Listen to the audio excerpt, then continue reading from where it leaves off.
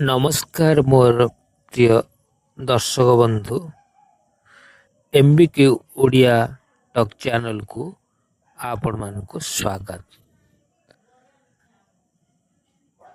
आज आमे विस्तृत भाव मेष राशि संबंध विवरणी प्रदान करिबा। जदि आपणकर मेष राशि होता है तेबे वीडियोटी को स्किप न करी शेष पर्यंत निश्चित भाव देखंतु। मेष राशि लोक माने स्वभाव अग्नितत्वर प्रभाव थिबारु तांको मनोभाव बहुत शक्तिशाली उत्साहपूर्ण और आगको बढ़िबा धारणा भरी थाए। सेमाने जीवन रे डेरी करने को भल पाती नहीं, सबु काम तुरंत करने को चाहती, किंतु एही तोराहुड़ी और आग्रह केबे केबे घरे अशांतिर मूल कारण हो जाए। वास्तुशास्त्र और ज्योतिष शास्त्र अनुजाई मेष राशि लोक माने किछि एमिति भूल करती जहा घरर परिवेश को नकारात्मक कर दे थाए और परिवार मध्यरे तड़ापोड़ द्वंद्व और असंतोष बढ़ाई दे थाए। मेष राशि सबुठारु बड़ भूल हेउची अधिक राग करिबा। से माने छोट कथा को मध्य गुरुत्व दे तुरंत प्रतिक्रिया करती।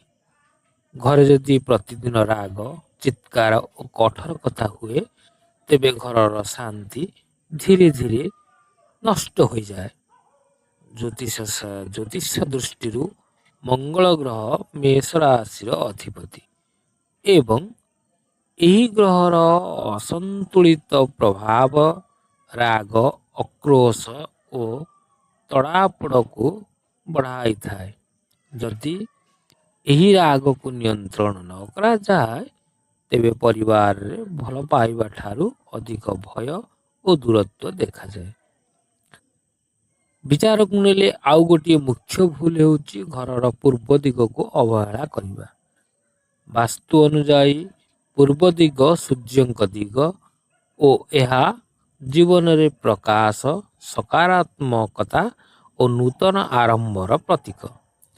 मेष राशि लोक माने जदि यही दिग को असुचितारे रखती, बंद करी रखती किंबा भारी सामग्री रखी आलोक को अटकाई दियंती तेबे घर को पॉजिटिव एनर्जी प्रवेश करि पारे नाही।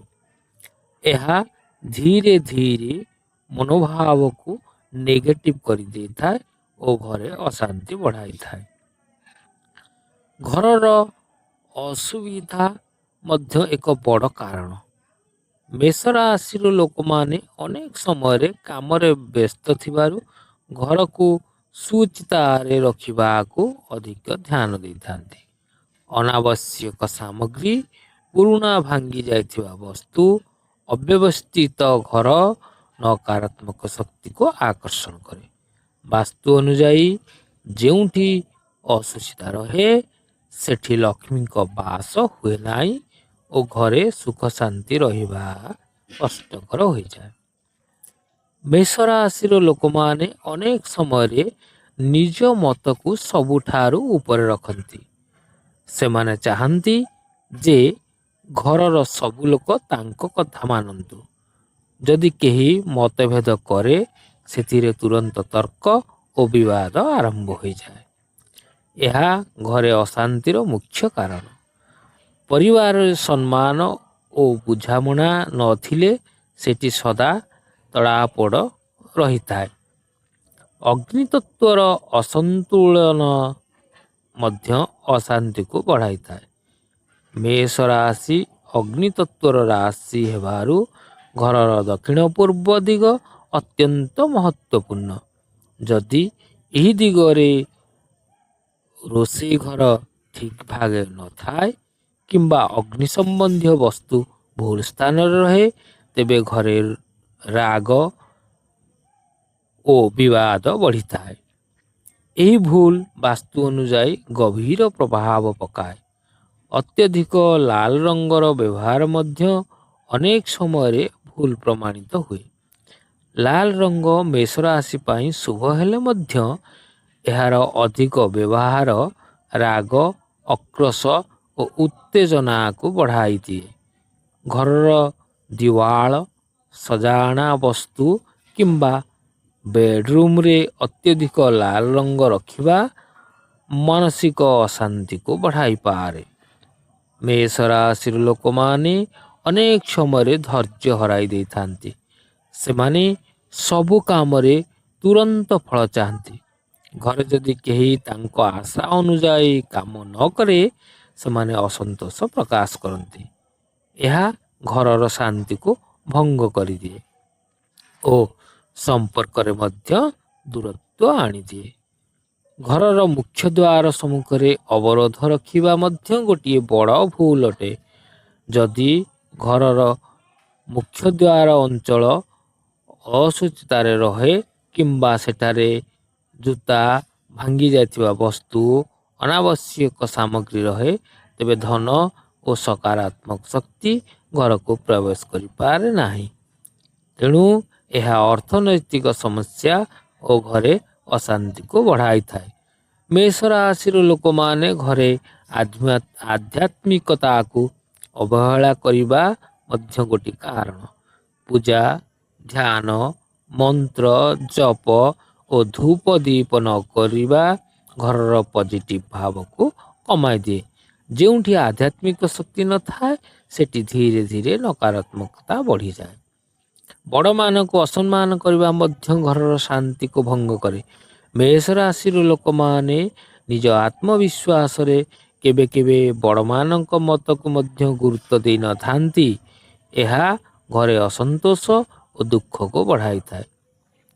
ଯଦି ଶୋଇବା ଦିଗର ଭୁଲ ବ୍ୟବସ୍ଥା ମଧ୍ୟ ଥାଏ, ତେବେ ମଧ୍ୟ ମାନସିକ ଅଶାନ୍ତିର କାରଣ ପାଲଟିଯାଏ। ଯଦି ମୁଣ୍ଡ ଉତ୍ତର ଦିଗକୁ ରଖି ଶୋଇବା ଅଭ୍ୟାସ ରହେ, ତେବେ ନିଦ୍ରା ଭଲ ହୁଏ ନାହିଁ ଓ ମନ ଅସ୍ଥିର ରହେ। ଏହା ଦିନକୁ ଦିନ ଚିଡ଼ଚିଡ଼ାପଣକୁ ବଢ଼ାଇଥାଏ। ଘରର ଉତ୍ତର ଦିଗରେ ଭାରୀ ସାମଗ୍ରୀ ରଖିବା ମଧ୍ୟ ଧନ ଓ ସୁଯୋଗକୁ ଅଟକାଇଥାଏ। ଏହା ଅର୍ଥନୈତିକ ସମସ୍ୟା ସୃଷ୍ଟି କରେ ଓ ତାହାର ପ୍ରଭାବ ଘରର ଶାନ୍ତି ଉପରେ ପଡ଼େ। ପରିବାର ସହିତ ସମୟ ନ କଟାଇବା ମଧ୍ୟ ଏକ ବଡ଼ ଭୁଲ ଅଟେ। ମେଷ ରାଶି ବ୍ୟକ୍ତିବିଶେଷମାନଙ୍କ ପାଇଁ ମେଷ ରାଶିର ଲୋକମାନେ ନିଜ କାମରେ ବ୍ୟସ୍ତ ରହି ପରିବାରକୁ ସମୟ ଦେଇ ନଥାନ୍ତି। ଏହାର ସମ୍ପର୍କରେ ଭାବନାତ୍ମକ ଦୂରତ୍ୱ ଆସିଥାଏ ଓ ଘରେ ଅଶାନ୍ତି ବଢ଼ିଥାଏ। ଯଦି ଏହି ସମସ୍ତ ଭୁଲକୁ ଧ୍ୟାନ ଦେଇ ସଠିକ୍ କରାଯାଏ, ତେବେ ମେଷ ରାଶିର ଲୋକମାନେ ଘରେ ଅନେକ ପରିବର୍ତ୍ତନ ଦେଖିପାରିବେ। ଧୈର୍ଯ୍ୟ ଧରିବା, ସମ୍ମାନ ଦେବା, ସୁଚିତା ରଖିବା ଓ ବାସ୍ତୁ ନିୟମ ପାଳନ କରିବା ଘରକୁ ସୁଖ, ଶାନ୍ତି ଓ ସମୃଦ୍ଧିରେ ଭରିଥାଏ। ଜୀବନରେ ସଠିକ୍ ସମତୁଳରେ ରଖିଲେ ମେଷ ରାଶିର ଲୋକମାନେ ନିଜ ଘରକୁ ସ୍ୱର୍ଗ ସମ୍ମାନ କରିପାରିବେ। ଯଦି ଆପଣମାନଙ୍କୁ ଏହି ଭିଡ଼ିଓଟି ଭଲ ଲାଗିଥାଏ, ତେବେ ଲାଇକ୍, ସେୟାର ଓ କମେଣ୍ଟ କରିବାକୁ କେବେ ହେଲେ ଭୁଲିବା ନାହିଁ। ପୁଣି ଦେଖା ହେବ ଆର ଭିଡ଼ିଓରେ। ରହୁଛି, ଧନ୍ୟବାଦ।